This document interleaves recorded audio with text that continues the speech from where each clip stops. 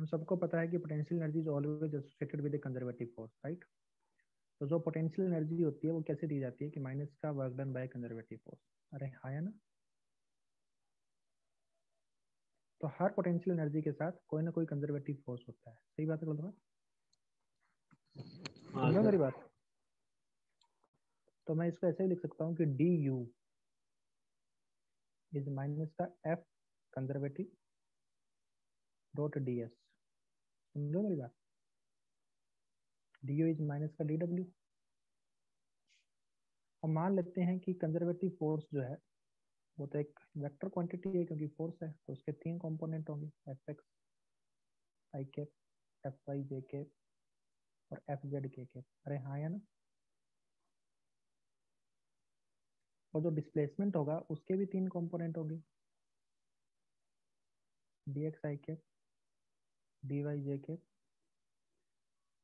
और D Z k cap. सुन रहे हो मेरी बात?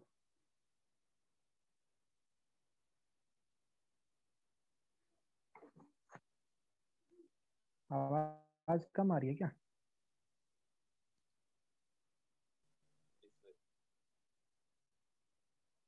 तुम्हारी आवाज ही नहीं आ रही आदित्य।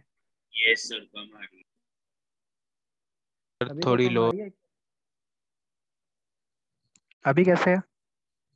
अभी बराबर अभी ठीक बराबर है सर। ठीक है। तो एफ डॉट डी एस की वैल्यू किसके बराबर होगी? माइनस का f x d x plus f y d y plus f z d z. अरे हाँ या ना। यस तो अगर मैं ये बोलूं कि ये चेंज इन पोटेंशियल एनर्जी है इस डी एस डिस्प्लेसमेंट के लिए, और ये जब फोर्स लग रहा होता है तब, तो अगर मैं ये बोलूं कि y and z are constant, y and z constant है, तो dy की वैल्यू भी 0 है और dz की वैल्यू भी 0 है, सही बात है गलत बात?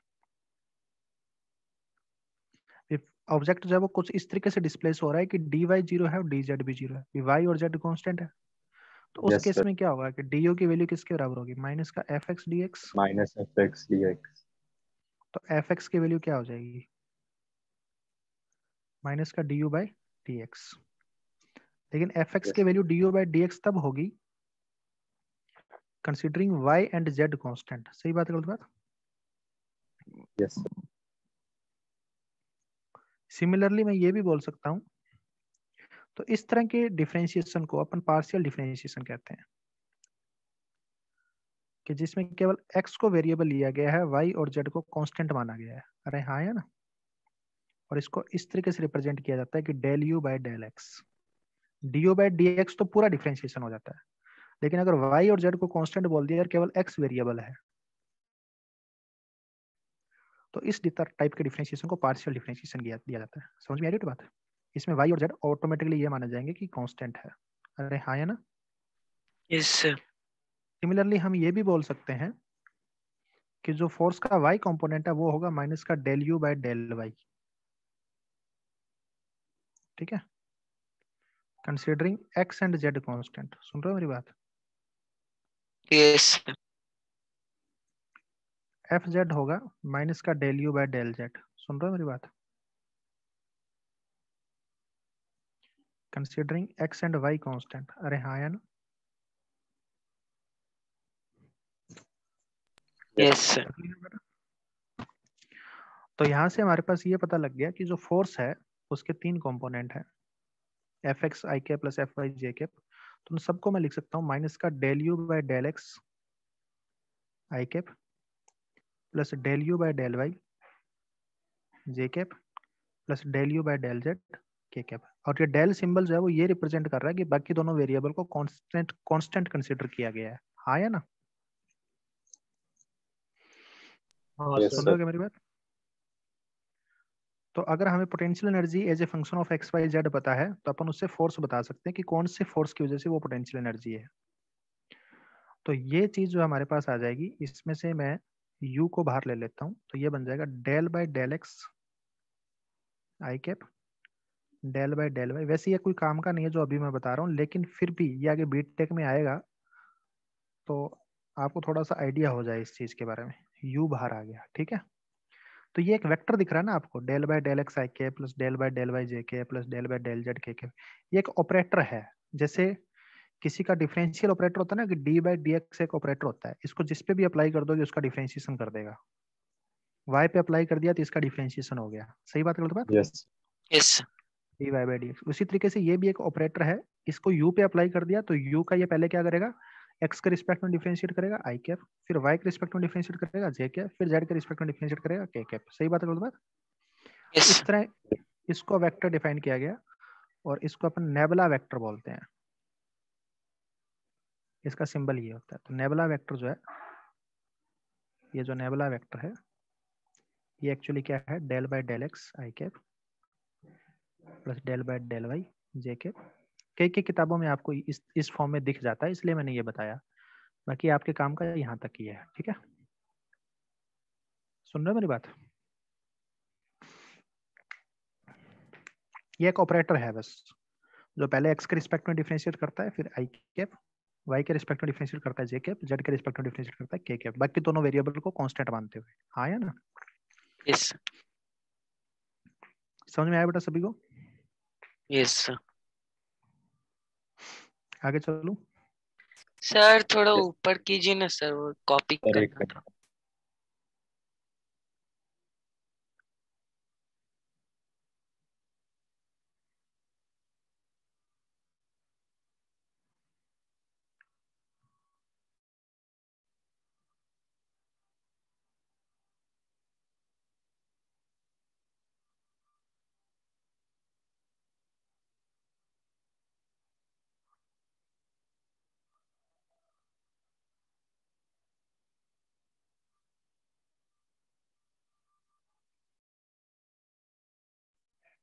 ये मैंने करवाया नहीं था क्या आपको कल?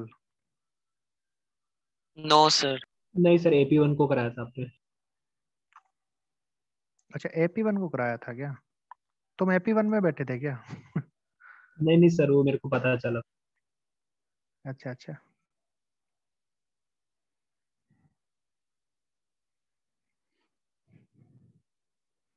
नहीं मुझे थोड़ा याद आया नहीं कि ये मैंने करवा दिया किसी बैच में, मुझे लगा आपके बैच में करवा दिया। ये AP1 में करवाया था, ठीक है। सर तो आप AP1 AP2 कंबाइंड भी ले सकते हो ना, जब दोनों एक ही लेवल पे चल रहा है तो। भाई तीनों एक ही लेवल पे चल रहा है, बट सर का इंस्ट्रक्शन ये था कि तीनों बैचेज को अलग अलग लेना है। मैं तो शुरुआत में ही बोल दिया था कि सर मेरे को जब एक ही पढ़ा रहा हूँ तो सारे बैचेज में एक साथ ही ले लूँ ना। फिर बोले कि नहीं नहीं सर, केमिस्ट्री का भी अलग अलग चल रहा है तो फिजिक्स का भी अलग अलग चलाइए। अभी शायद नेक्स्ट वीक से कंबाइन होगा, इसीलिए मैं सबका कोर्स बराबर कर रहा हूँ, समझे? हाँ सर। ताकि अगले वीक से नया चैप्टर जब चालू करें तो वो सबका एक साथ चालू हो जाए, ठीक है?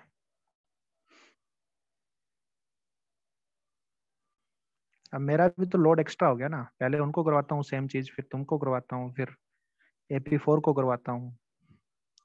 3 बार एक ही चीज पढ़ानी पड़ती है। और यही सेम चीज AP3 में भी चलती है, लेकिन उनका तो चलो मॉर्निंग बैच है तो वो तो कंबाइन कर नहीं सकते। आगे डन चलूं सर। भाई? Yes sir. तो मैं क्वेश्चन दे रहा हूँ आपको एक। The potential energy of A particle at any point x, y, z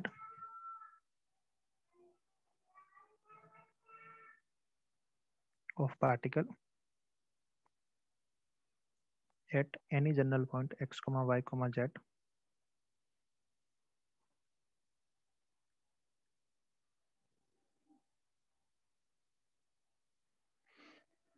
z is given by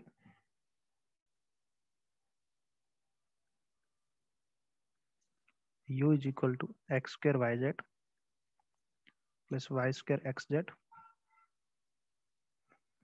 plus z square xy। समझ में आ रही है बात? चलो एक काम करते हैं, इसको ऐसे नहीं, ज्यादा बड़ा नहीं करना। X square y, y square z, y square x and z square, ठीक है? Find conservative force associated with potential energy. Conservative force associated with this potential energy.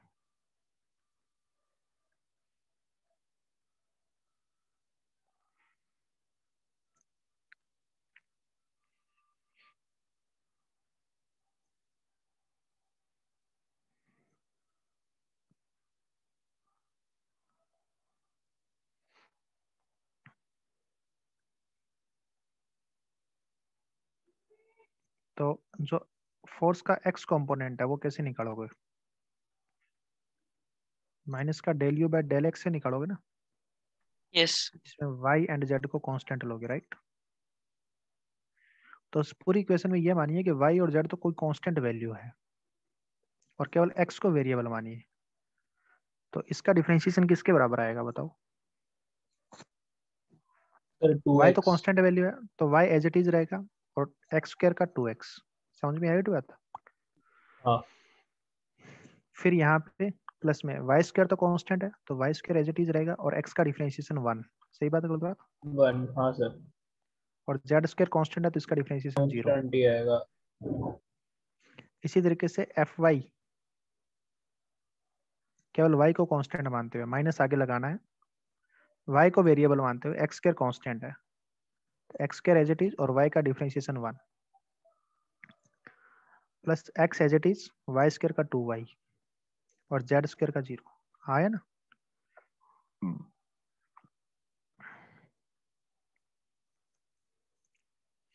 F Z किसके बराबर आ जाएगा?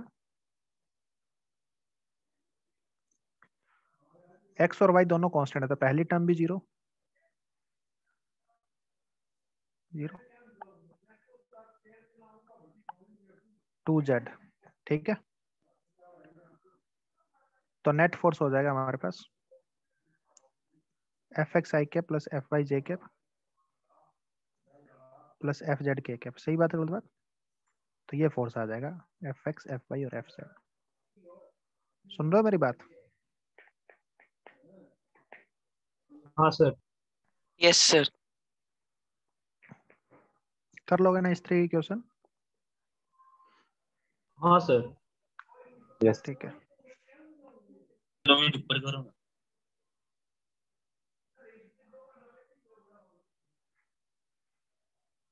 ऊपर वाला दिखाओ. अब इससे ऊपर क्या दिखाऊं? यही तो है.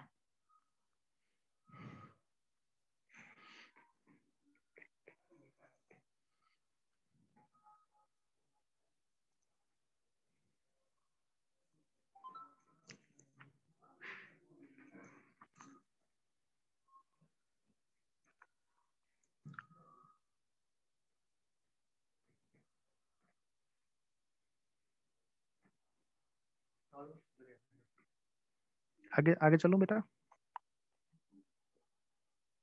एक second sir. Second sir.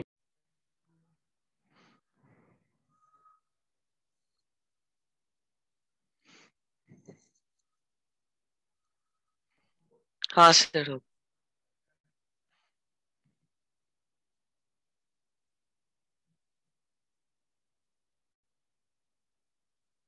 Previous page, ये लो भाई previous page.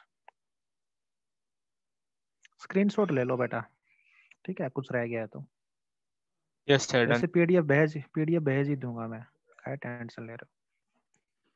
Next is about equilibrium.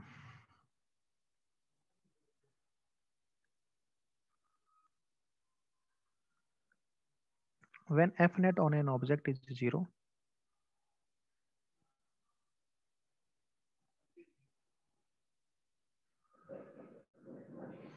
then object is said to be in equilibrium. ठीक है ना?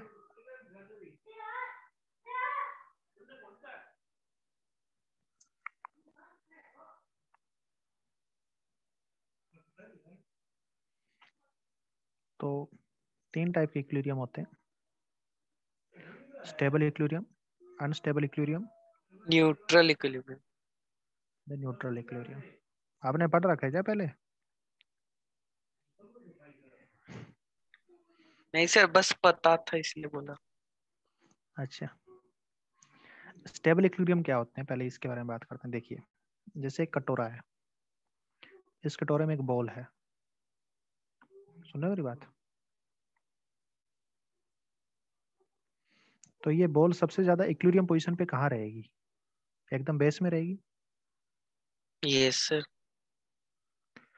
अब मैंने क्या किया, मैंने इस बॉल को इसके इक्विलिब्रियम से डिस्टर्ब किया, मैंने इसको उठा के यहाँ रख दिया, थोड़ा सा इधर डिस्प्लेस कर दिया और यहाँ ले जाके छोड़ दिया। समझ में आ रही है बात? यहाँ ले जाके छोड़ दिया, तो क्या ये पोजीशन इक्विलिब्रियम है? No sir. ये पोजीशन इक्विलिब्रियम थी, तो यहाँ पे एफ नेट 0 था, यहाँ पे एफ नेट 0 थोड़ी है, ये इक्विलिब्रियम नहीं है। तो यहाँ पे एफ नेट किस तरफ है? ये बॉल को जैसे यहाँ पे छोड़ेंगे आपको पता है कि ये वापस इधर आएगी, सही बात है गलत बात? हाँ हाँ सर। सर। तो यहाँ पे एफ नेट इस डायरेक्शन में है, टुवर्ड्स द इक्विलिब्रियम, डिस्प्लेसमेंट के अपोजिट। ऐसे ही अगर अपन इधर ले जाके छोड़ेंगे तो इधर है, सही बात है गलत बात? अगर हम इधर डिस्प्लेस इक्विलिब्रियम से थोड़ा सा हिला देते हैं और वो वापस इक्विलिब्रियम पे आए अगर, तो उस तरह के इक्विलिब्रियम को अपन स्टेबल इक्विलिब्रियम कहते हैं, कि बॉल अपने इक्विलिब्रियम को छोड़ना नहीं चाहती, ये स्टेबल है। यहाँ पे समझ में आ रही है बात? Yes sir. सर लेकिन अगर हम लोग इसको बास्केट को एक्सेलरेट करा देंगे तो फिर वहां पे भी इक्विलिब्रियम आ सकता है ना? नहीं, अभी नहीं करवाया ना एक्सेलेट, मैं तो आपको बता रहा हूँ कि स्टेबल इक्विलिब्रियम होता क्या है। इस पोजीशन पे ये स्टेबल इक्विलिब्रियम पोजीशन है, ठीक है ना, इस कंडीशन अच्छा में, ओके। ठीक है। अगर मैं कटोरे की जगह पहाड़ ले लूं, अगर ऐसे करने को तो अपन पता नहीं क्या क्या कर दें, बास्केट को उल्टा कर दें तो, ठीक है। ये सब चीजें नहीं है, मतलब आपको गिवन सिचुएशन है उसके अंदर बताना है कि कौन सा स्टेबल इक्विलिब्रियम है, ठीक है। हाँ सर। अगर कटोरे की जगह पहाड़ ले लूं और यहाँ पे बॉल रख दूं, तो क्या ये बॉल इक्विलिब्रियम में है? हाँ नहीं। सर। ये इक्विलिब्रियम है भाई, अच्छा कहाँ नहीं नहीं जाएगी? है। हाँ। अरे ये इक्विलिब्रियम में है, क्यों नहीं है बताओ? कौन सा हाँ फोर्स लग रहा है? नहीं सर mg अभी तो नॉर्मल को कैंसिल इक्विलिब्रियम कर है। रहा है, यस इक्विलिब्रियम में है सर। ना। लेकिन अगर मैं इसको थोड़ा सा डिस्प्लेस कर दूं और यहाँ पे ले जाके छोड़ दूं, तो इस पे नेट फोर्स किधर लगेगा? सर सर नीचे नीचे नीचे की तरफ। मतलब नीचे गिर जाएगी। अवे फ्रॉम द इक्विलिब्रियम लगेगा। यस हाँ सर। इसी तरीके से अगर मैं इधर डिस्प्लेस करके छोड़ दूं तो अवे फ्रॉम द इक्विलिब्रियम लगेगा। Yes sir. मतलब अगर इक्विलिब्रियम से थोड़ा सा भी हिला दें तो बॉल खुद इक्विलिब्रियम से दूर भाग जाएगी, तो ऐसे इक्विलिब्रियम को अनस्टेबल इक्विलिब्रियम बोलते हैं, ठीक है ना बेटा। Yes sir. न्यूट्रल क्या है? अगर आपने ना कटोरा लिया ना पहाड़, आपने तो बस एकदम हॉरिजॉन्टल ग्राउंड ले लिया। अब ये इक्विलिब्रियम में है, हाँ सर। Yes sir. आपने थोड़ा सा डिस्प्लेस करके छोड़ दिया तो क्या होगा? अभी भी इक्विलिब्रियम में है। अगेन से इक्विलिब्रियम में आ जाएगी, ना तो दूर भागेगी ना नजदीक आएगी। तो ये जो इक्विलिब्रियम है दोनों ही, ये न्यूट्रल इक्विलिब्रियम है। समझ में आ रही है बात? Yes sir. हाँ सर। तो स्टेबल इक्विलिब्रियम में क्या लिखोगे? When object is displaced slightly from equilibrium,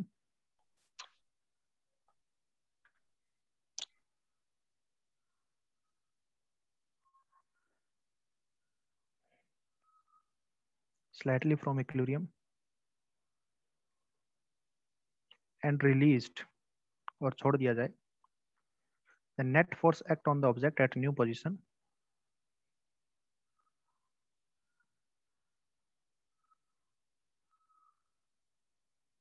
act on object at new position is towards the equilibrium। समझे बेटा?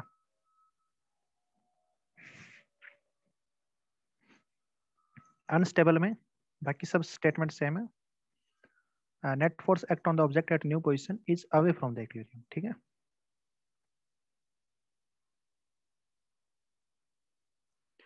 और इसमें भी when displaced from equilibrium and released, then the new position is also an equilibrium, ठीक है ना।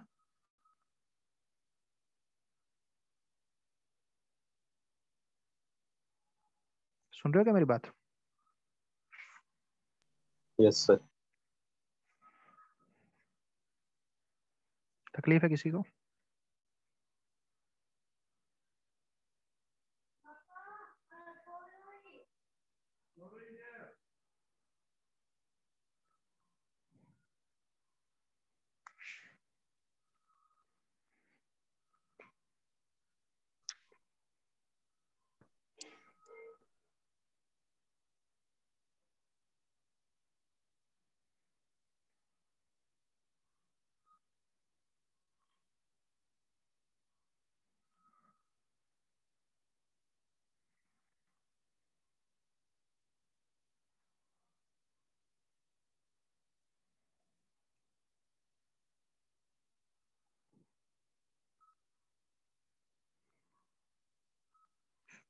Neutral equilibrium ये है बेटा कि जिसमें अगर हम थोड़ा सा डिस्प्लेस कर दें तो अगली पोजीशन भी एक इक्विलिब्रियम ही है, ना तो इसमें फोर्स टुवार्ड्स लग रहा है ना दूर लग रहा है। तो इस तरह के इक्विलिब्रियम को न्यूट्रल इक्विलिब्रियम बोलते हैं। अगली पोजीशन भी एक इक्विलिब्रियम ही है, ठीक है ना।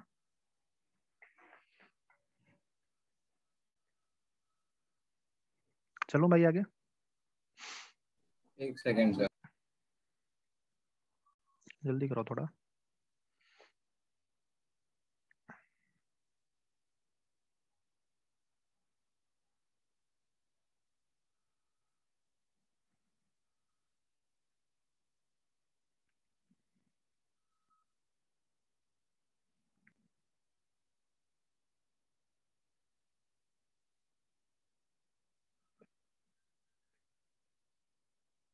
Done sir.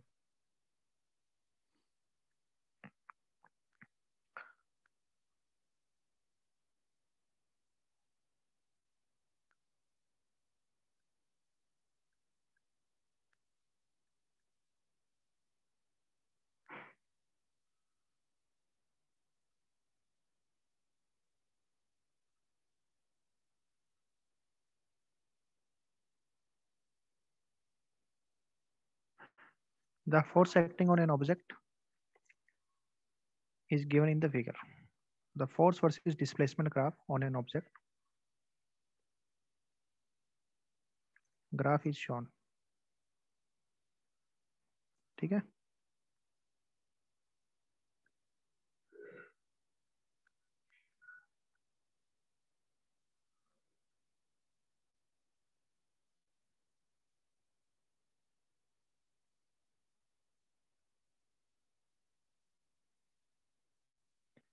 Identify the equilibrium positions and also identify the types of equilibrium position. Identify the equilibrium positions and their types.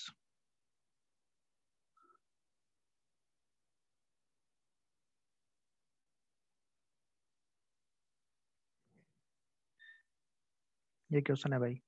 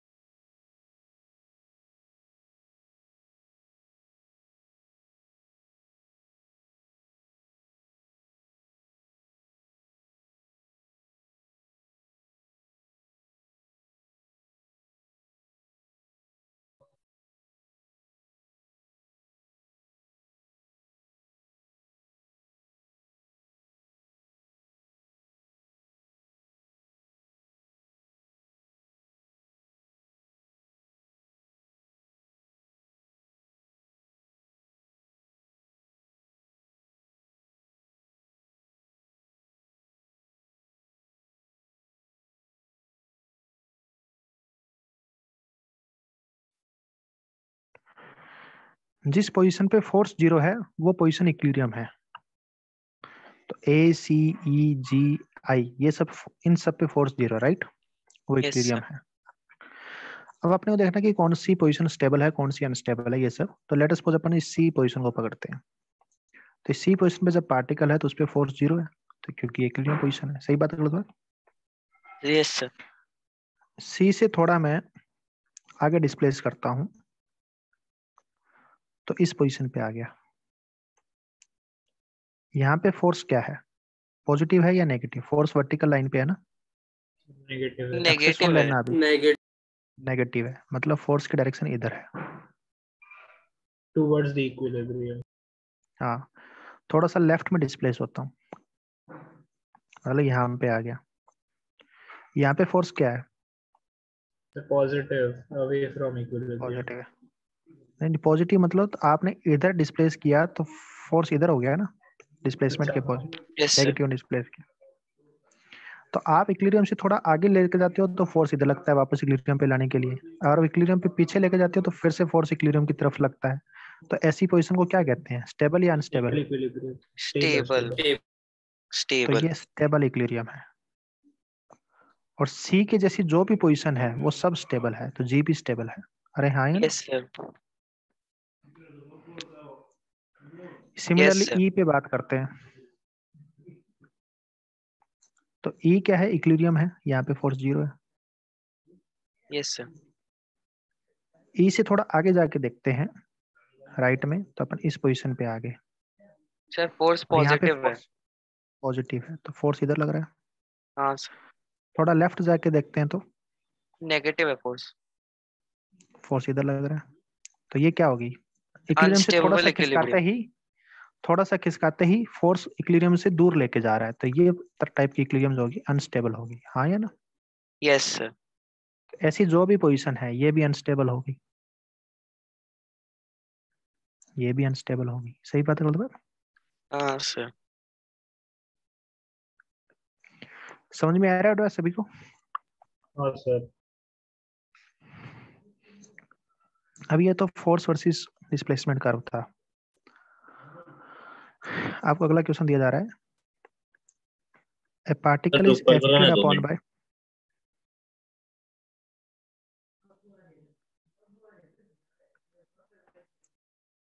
a particle is acted upon by conservative force only. A force is acted upon by conservative force only, and the potential energy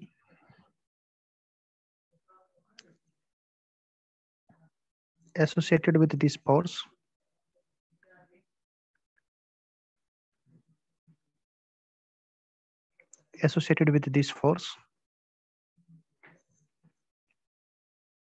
potential energies associated with this force versus displacement graph, ये bracket में लिखना, ठीक है ना, associated with this force versus displacement graph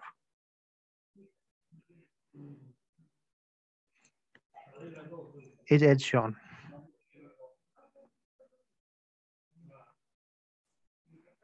ठीक है,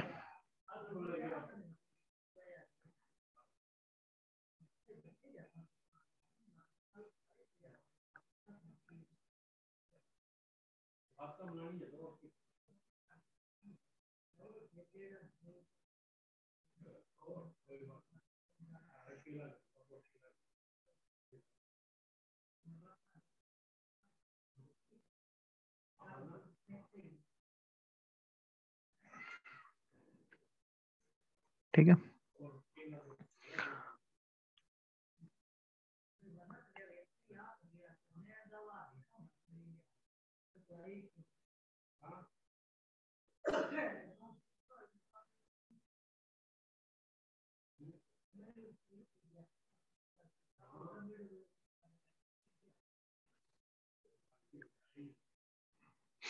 Identify the equilibrium position and their types.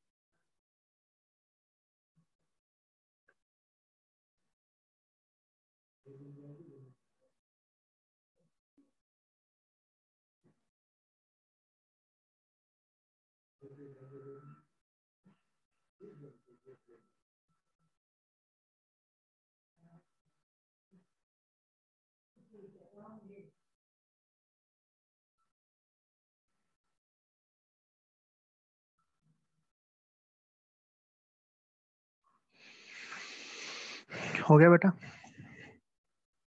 देखिए इसमें कैसे करेंगे कि जो कंजर्वेटिव फोर्स है वो अपने को पता है क्या होता है, क्योंकि इसने बोला कि केवल कंजर्वेटिव ही लग रहा है। अरे हाँ है ना, वो होता है माइनस का D you by d x. सही बात है गलत बात? हाँ सर। तो दैट इज माइनस का slope of you x curve. सही बात है गलत बात? ये तो स्लोप को रिप्रेजेंट कर रहा है ना। तो अपन जैसे को पहले तो ये बताओ कि जहां पे स्लोप जीरो है वहां पे इक्विलिब्रियम है, क्योंकि फोर्स जहां पे जीरो वहां पे इक्विलिब्रियम, और फोर्स जीरो मतलब जहां पे स्लोप जीरो। स्लोप कहाँ कहाँ पे जीरो है? स्लोप बी पॉइंट पे जीरो है, डी पे जीरो है, एफ पे जीरो है, एच पे जीरो है। सही बात है गलत बात? तो this implies b, d, f and h, these are equilibrium position. ठीक है बेटा? सुन रहे हो क्या मेरी बात? हाँ सर। हाँ सर। अब देखना है कौन सा स्टेबल है कौन सा अनस्टेबल। इसे बी पॉइंट की बात करते हैं। तो ये पॉइंट हो गया बी, तो यहाँ पे हो गया फोर्स जीरो। अब बी से थोड़ा आगे खिसकाया तो इस पॉइंट पे यहाँ पे फोर्स देखना है, तो फोर्स हो गया नेगेटिव ऑफ स्लोप। तो यहाँ पे स्लोप नेगेटिव है या पॉजिटिव है बताओ, आगे वाले पॉइंट पे स्लोप नेगेटिव है या पॉजिटिव? स्लोप नेगेटिव है। नेगेटिव है। स्लोप नेगेटिव है और आगे एक नेगेटिव साइन हो रहा है, तो ओवरऑल फोर्स क्या हो गया? पॉजिटिव है। पॉजिटिव। तो यहाँ पे फोर्स हो गया पॉजिटिव, तो मतलब इसी डायरेक्शन में फोर्स है जिस तरफ डिस्प्लेसमेंट किया। इसी तरीके से आपने थोड़ा लेफ्ट में डिस्प्लेस किया इस पॉइंट पे, तो इस पॉइंट पे जाके देखा तो स्लोप पॉजिटिव है या negative? Sir positive. Slope positive है, तो फोर्स क्या हो गया? नेगेटिव। नेगेटिव ऑफ स्लोप होता है ना, तो फोर्स नेगेटिव हो गया। थोड़ा सा पीछे डिस्प्लेस करते हैं, तो ये पोजीशन एक स्टेबल होगी या अनस्टेबल? Unstable equilibrium. तो ये अनस्टेबल हो गई। इसी तरीके से एफ भी अनस्टेबल होगी। हाँ या ना? हाँ सर। अब मैं जैसे एच पोजीशन की बात करता हूँ नीचे वाली की, उसी तरह का डी हो जाएगी। डी थोड़ा इसके क्लोज है ना, इसलिए डायग्राम थोड़ा सही बनाने के लिए यहाँ पे ले लेता हूँ। ठीक है? अब डी इससे थोड़ा सा आगे खिसकाया तो इस पोजीशन पे आ गए। इस पोजीशन पे स्लोप पॉजिटिव है या नेगेटिव? स्लोप पॉजिटिव है ना यहाँ पे? अरे हाँ या ना? Yes sir. You you x कर, तो फोर्स नेगेटिव हो गया। सिमिलरली पीछे वाली पोजीशन पे स्लोप नेगेटिव है तो यहाँ पे फोर्स पॉजिटिव हो गया। सही बात है गलत बात? तो ये पोजीशन होगी स्टेबल इक्विलिब्रियम। सुन रहे हो मेरी बात? सिमिलरली ये भी स्टेबल होगी। अरे हाँ या ना? हाँ सर। Yes.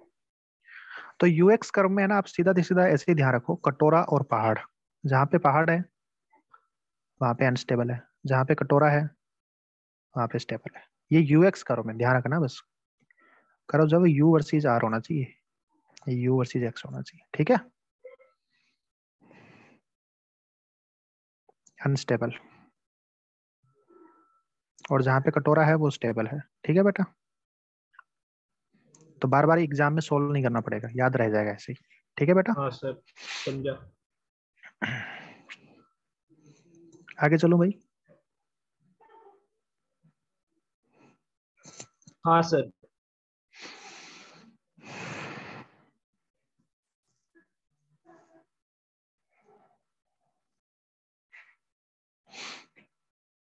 तो यू वर्सेस एक्स कर्व हो गया वो, एफ वर्सेस एक्स भी हो गया। आगे चलते हैं मैकेनिकल एनर्जी कंजर्वेशन।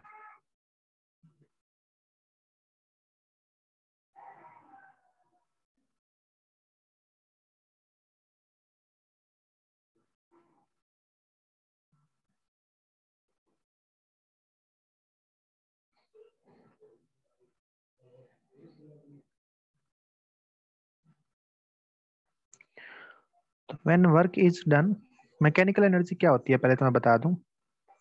मैकेनिक्स की energy, potential energy plus kinetic energy. Potential और काइनेटिक के सम को मैकेनिकल एनर्जी बोलते हैं, ठीक है, याद रखना। तो ये हो गया हमारे पास। When work is done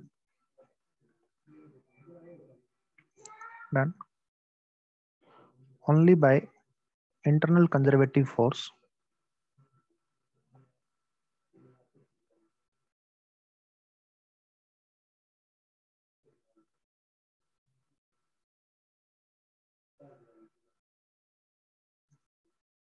work is done by internal conservative force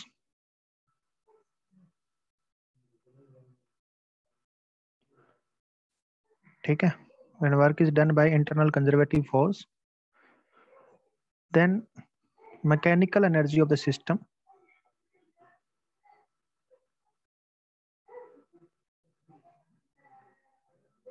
remains conserved।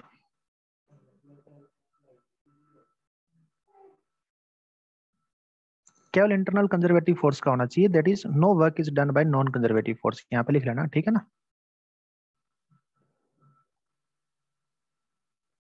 Done by non conservative force, सुन रहे हो मेरी बात।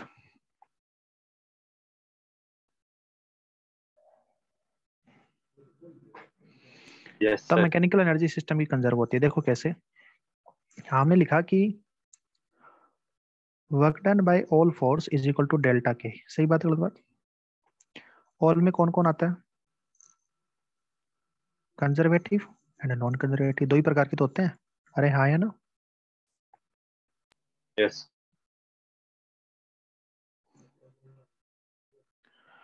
हम ये कह रहे हैं कि नॉन कंजर्वेटिव सब जीरो है, नॉन कंजर्वेटिव का वर्क जीरो है, बोल रहे हैं ना अपन ये बात, ओनली कंजर्वेटिव का वर्क है। तो work done by conservative force क्या होता है, माइनस का डेल्टा यू, सुन रहे हो मेरी बात। हाँ सर। तो हम एक्चुअली क्या लिख रहे हैं, हम लिख रहे हैं माइनस का delta u is equal to delta k, लिख रहे हैं ना। दैट इज माइनस का Yes, sir. U final minus u initial is equal to k final minus k initial, सही बात है गलत बात। हाँ तो सर। ये आ Yes. जाएगा k initial plus u initial is equal to k final plus u final. समझ में आ रही है बात। Yes, sir. ये आ गया mechanical energy initial is equal to mechanical energy final, हाँ है ना। तो अगर कंजर्वेटिव फोर्स का केवल काम होता है तो अपन मैकेनिकल एनर्जी को कंजर्व कर सकते हैं। हम ये कह सकते हैं कि पहले total energy is equal to बाद की टोटल एनर्जी, क्योंकि कंजर्वेटिव फोर्स कभी भी एनर्जी का लॉस नहीं करते। तो अपन बेसिकली यही कर रहे हैं कि पहले जो भी दोनों का सम था अब भी दोनों का सम उतना ही होगा, एक दूसरी में कन्वर्ट हुई होगी बस, इससे ज्यादा और कुछ नहीं है। सही बात है गलत बात। हाँ सर। क्योंकि नॉन कंजर्वेटिव का वर्क हुआ नहीं तो कहीं एनर्जी का लॉस तो हुआ नहीं, ना ही किसी ने बाहर से एनर्जी दी है। कंजर्वेटिव फोर्स तो बस एनर्जी को कंजर्व करते हैं, किसी एक फॉर्म से बस दूसरे में कन्वर्ट करते हैं, फिर वापस उसी में कन्वर्ट कर देते हैं। हाँ या ना? हाँ सर। सही बात है, गलत बात? तो ये हो गया बेटा work energy power, chapter complete हो गया ये। ठीक है,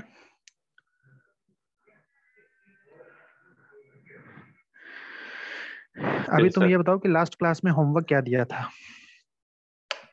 सेक्शन ई तक सेक्शन ई तक। तो कोई डाउट है क्या? सर। हाँ भेजो। डाउट बताओ भाई, कौन सा है? पहले पार्ट 1 का ना। हाँ पहले पार्ट 1 का।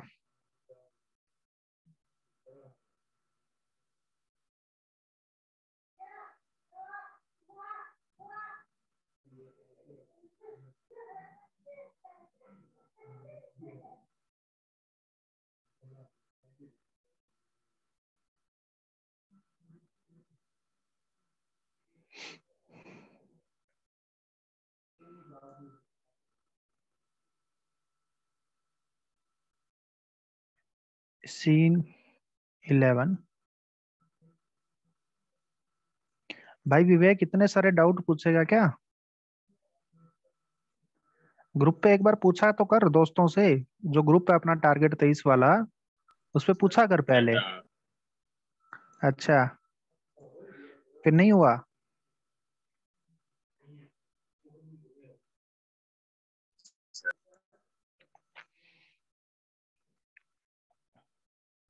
चलिए पहले C11 बताइए, कॉमन डाउट्स पहले बताते हैं।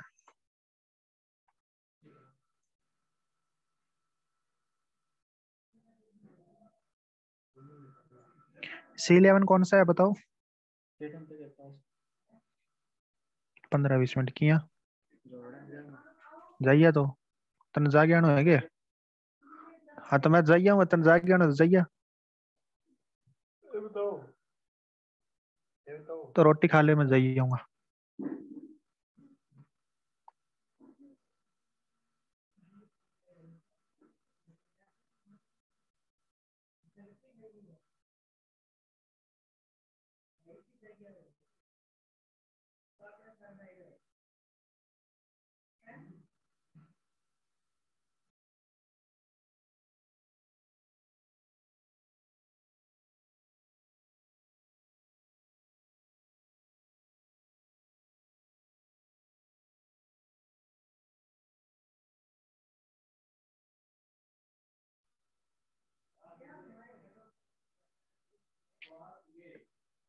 हाँ जी, बहुत सारे डाउट पूछ लिए यार तुम लोगों ने। B10,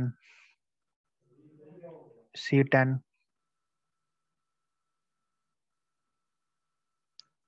C7, C9, C11, E3, B3। देखो चलो। सर सेक्शन हाँ सेक्शन ए से चालू करते हैं ना सर? सेक्शन ए भी डिस्कस नहीं हुआ क्या? नहीं सर। और क्या है सेक्शन ए में, क्या है? A5 का पार्ट भी थोड़ा सा बता दीजिए ना सर।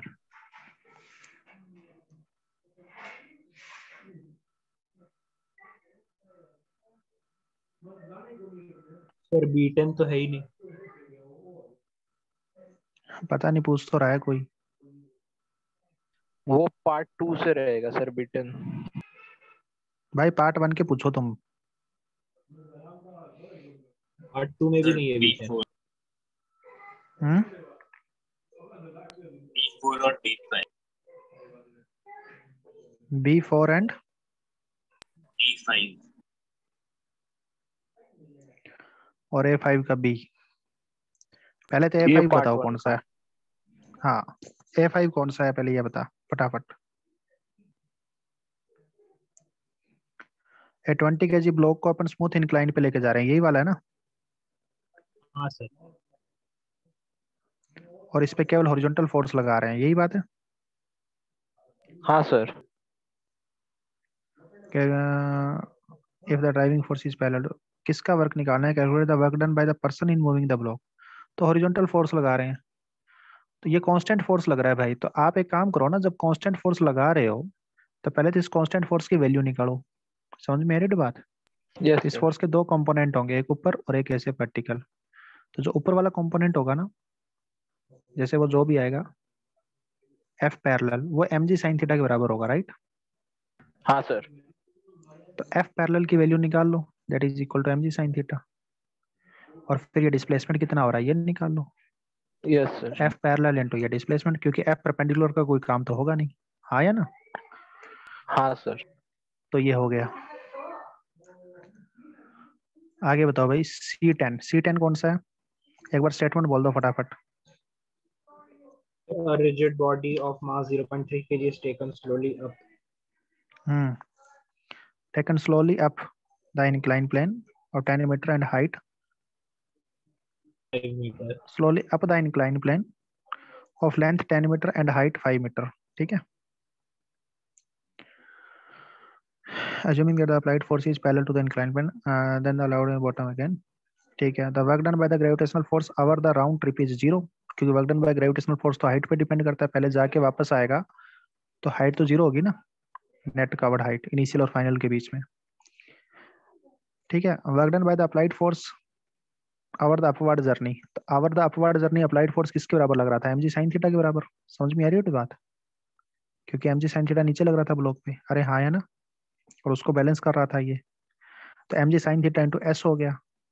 आ गया फिर work done by the friction force over the round trip, work done by friction force, जाते टाइम भी म्यू mg cos थीटा पीछे की ओर लग रहा था फ्रिक्शन, और डिस्प्लेसमेंट आगे की ओर था, और आते टाइम डिस्प्लेसमेंट नीचे की ओर है और म्यू mg cos थीटा ऊपर की ओर है।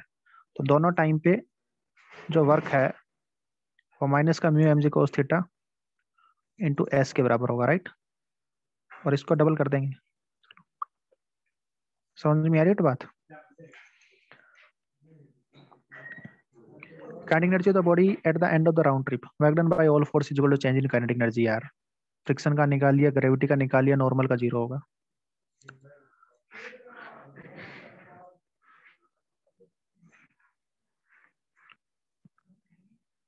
काटा है।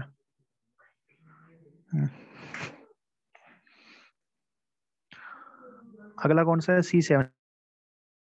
C7 का क्या स्टेटमेंट है बताना फटाफट। Rigid body of the mass 2 kg initially at rest moves with the, यही वाला ना? हाँ सर। Yes, sir. इसमें क्या दिक्कत है भाई? किसने पूछा ये? 2 kg is under the action of a force of 7 Newton on a table, coefficient of kinetic friction mu है, तो यहाँ पे फ्रिक्शन लगेगा पीछे की ओर 0.1 into 20, that is 2 Newton. Work done by the applied force in 10 second. यार क्या पूछ रहे हो, ये कोई डाउट है क्या? 10 न्यूटन में कितना डिस्प्लेसमेंट करेगा बस देख लो ना, हाफ AT स्क्वायर, ए निकाल लो, चलाने वाला फोर्स माइनस रोकने वाला फोर्स अपॉन मास।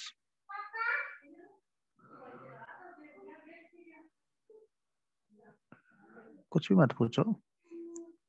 C9 क्या है? C9 ये है ना, ये block of mass m is moving with the speed v compresses the spring through a distance x before its speed नहीं सर, becomes, वो नहीं है। तो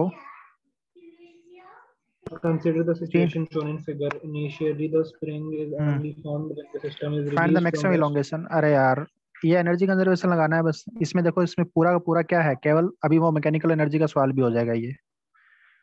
इसमें केवल ग्रेविटी फोर्स लग रहा है और एक स्प्रिंग फोर्स लग रहा है। टेंशन का वर्क तो 0 होता है, राइट? तो ग्रेविटी और स्प्रिंग दोनों ही कंजर्वेटिव फोर्स है। अरे हाँ या ना? तो आप ऐसा भी लिख सकते हो, या फिर आप ऐसे भी लिख सकते हो, u initial plus k initial is equal to u final plus k final. अरे हाँ या ना? क्योंकि केवल कंजर्वेटिव फोर्स हाँ का सर। वर्क हो रहा है। तो जैसे ही यहाँ से रिलीज करेंगे, मान लेते हैं ये एक्स नीचे जाता है, तो यू इनिशियल तो स्प्रिंग की भी 0, ग्रेविटी की भी 0, के इनिशियल ब्लॉक की 0। फाइनली पोटेंशियल एनर्जी ग्रेविटी की तो कम हो गई माइनस mgx, स्प्रिंग की बढ़ गई क्योंकि स्प्रिंग में एक्सटेंशन आ गया x, हाफ के x स्क्वायर, और फाइनली ब्लॉक रेस्ट पे आ गया। सही बात है गलत बात? तो यहाँ से x की वैल्यू आ जाएगी 2 mg/k। वैसे क्वेश्चन क्लास में करवा चुका हूँ मैं सिमिलरली ऐसा ही, बस पुली नहीं लगाई थी उसमें। समझ में आ रही है बात? 4 mg/k आएगा क्या? अच्छा ये मास 2m का है भाई, तो 4 mg/k आ जाएगा, m की जगह 2m है। ये C11 C9 हो गया। C11 क्या है? C11 A block of mass 200 gram is moving with a speed of 4 meter per second. At the highest point of the closed circular हाँ tube. सर वो वाला। ठीक है, क्लोज सर्कुलर ट्यूब पे एक ब्लॉक है जिसका मास है 200 ग्राम और वो हाईएस्ट पॉइंट पे किस स्पीड से जा रहा है? 4 मीटर पर सेकंड से। सही बात है गलत बात? 1/5 kg का। On the circular tube of the radius 10 centimeter, radius 10 centimeter है, ठीक है। The cross section of the tube is such that the block is just fit and the block makes a several oscillation inside the tube and finally stops at the lowest point, और finally रुक जाता है यहाँ पे, ठीक है। Find the work done by the tube on the block during the process. Work done by all force is equal to change in kinetic energy. सही बात है गलत बात? तो work done by gravity plus work done by tube, tube के अंदर कौन होगा? केवल फ्रिक्शन होगा बस। सुन रहे हो मेरी बात? Is equal to k final minus k initial. अरे हाँ या ना? वर्क डन बाय ग्रेविटी कितना हो गया? हाइट कितना नीचे आया? 20 सेंटीमीटर, तो 1/5 g और 20 सेंटीमीटर को 1/5 मीटर लिख दिया, plus work done by tube is equal to k final हो गया 0, के इनिशियल हो गया हाफ 1/5 इंटू 4 का स्क्वायर। सही बात है गलत बात? तो 5 से 5 कैंसिल हो गया, यहाँ से वर्क डन बाय ट्यूब आ जाएगा। सॉरी 5 से 5 कैंसिल थोड़ी हो जाएगा, उसको उधर लेके। वर्क डन बाय नॉर्मल 0 होता है बेटा, नॉर्मल के परपेंडिकुलर है इसका डिस्प्लेसमेंट। जहां भी नॉर्मल होगा नॉर्मल के परपेंडिकुलर होगा, नॉर्मल ऐसे लगेगा या फिर ऐसे लगेगा, डिस्प्लेसमेंट ऐसे हो रहा है, ठीक है। तो ग्रेविटी और ट्यूब बस दो ही लोगों का वर्क हो रहा है। ये हो गया। E3 क्या है? E3 स्टेटमेंट बताना भाई।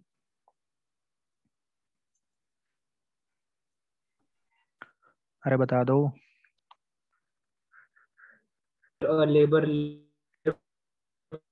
100 stones to a height of 6 meter in 2 minutes. If mass of each stone is 1 kilogram, then calculate the average power. 100 stone को कुछ हाइट पे लेके गए हैं, तो कितनी एनर्जी बढ़ गई? कितना वर्क किया उन्होंने? 100 g इंटू 6 मीटर। सही बात है गलत बात? कितनी देर में? ये इतना तो वर्क किया, और कितनी देर में लेके गए? 1 मिनट में, 60 सेकंड में। ये पावर होगी average power, total work upon total time. नहीं समझे क्या?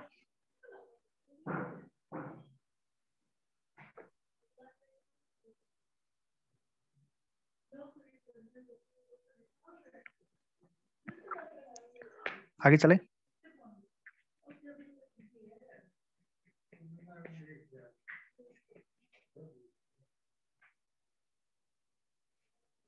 अच्छा 2 मिनट में लेके गए हैं, 2 मिनट में लेके गए तो डिवाइड बाय 2 कर देना भाई। यही 3 हो गया। B3 की वैल्यू, B3 कौन सा है? B3 देखते हैं।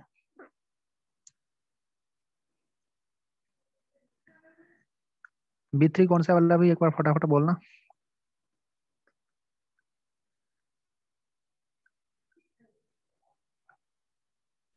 Ten kg mass moves along x-axis. Moves along x-axis. The acceleration of function of the position is shown in the figure. What is the total work done on the mass by the force as the mass moves from x equal to 0 to 8? भाई acceleration दे रखा है आपको, x, सुन रहे हो मेरी बात? Acceleration versus x curve दे रखा है। तो एक काम करो, फोर्स होता है मास इनटू एक्सेलेरेशन, हाँ या ना? मम्मियों चला ले। तो F into D S that is M into A into D S. सही बात है गलत बात? F इंटू डी एस का integration M into A into D S का इंटीग्रेशन, तो M into integration of A D S. सही बात है गलत बात? Is work done. अरे हाँ या ना? और integration of A D S क्या हो गया? Work, sorry area under AX curve. सही बात है गलत बात?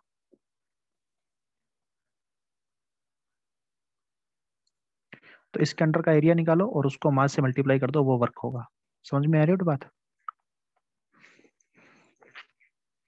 Yes. यूनिट का ध्यान रखना, मीटर को सेंटीमीटर, सेंटीमीटर को मीटर, वो सब चीजें ध्यान रखना। B4 क्या? B4 कौन सा है भाई? A chain of length L of mass M slowly pulled at a constant Yes, speed sir. over the edge of the table parallel to the surface. Assume that the friction, no friction between the table and the chain. Calculate the work done by the force till the chain reach the horizontal surface of the table. ठीक है, देखो ये table है और इस table पे एक chain पड़ी है। चेन वैसे यहाँ थी, ठीक है, लटक रही थी इससे। सुन रहे हो मेरी बात?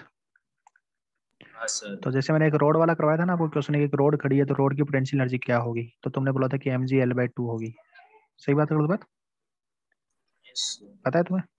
इसकी mgh/2 होगी पोटेंशियल एनर्जी, ये मैंने क्वेश्चन करवाया था क्लास में।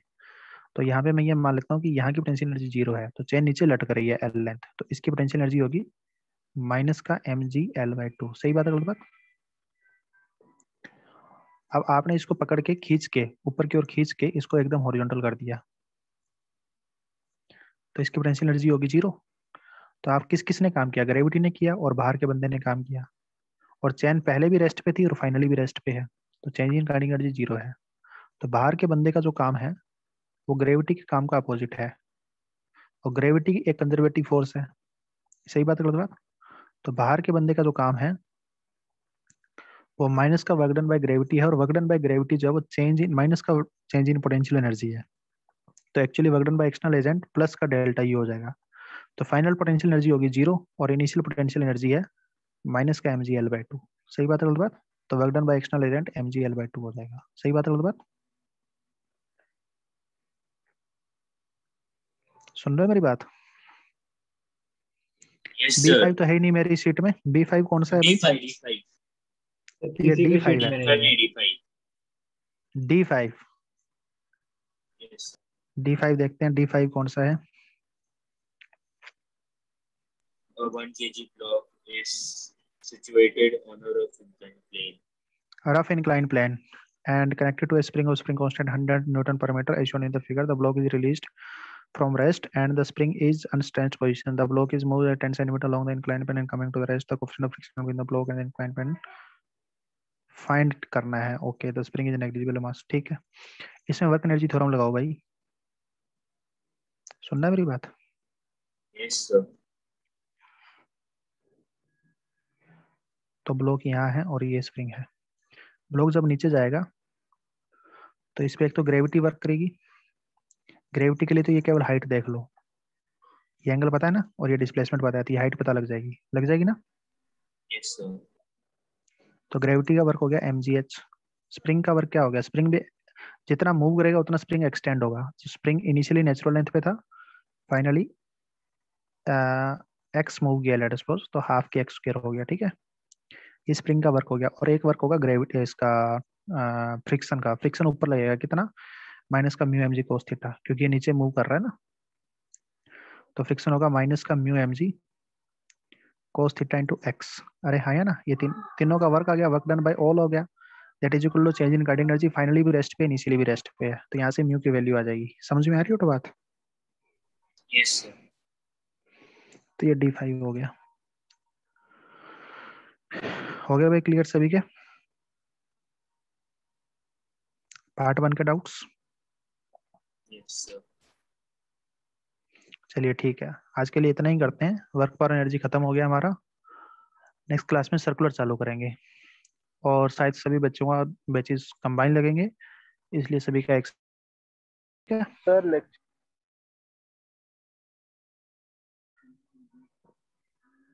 कुछ बोल रहे हो क्या? सर लेक्चर अपलोड कर दीजिएगा। आज का कर देंगे। और कोई डाउट, कुछ पूछना नहीं है? सर। ठीक है, bye everyone bye sir. And all the best. Bye sir. Thank you sir. Bye, thank you sir. Monday को फिजिक्स का एग्जाम है स्कूल में, तो रिवीजन के लिए क्या करूं? HCV और DPP के 20 सेट से क्वेश्चन ट्राई करूं? स्कूल के एग्जाम इतने टफ नहीं होते, तो बोर्ड की बुक से काम कर लो, मेरे हिसाब से ज्यादा बेटर है। ठीक है, जो जो टॉपिक आ रहे हैं वो बोर्ड की बुक से कर लीजिए। ठीक है बेटा? बाकी स्कूल के एग्जाम से स्कूल टीचर से थोड़ा राय लिया करो, क्योंकि वही एग्जाम बनाते हैं, तो उसके अकॉर्डिंग वो आपको बढ़िया राय दे पाएंगे। ठीक है ना?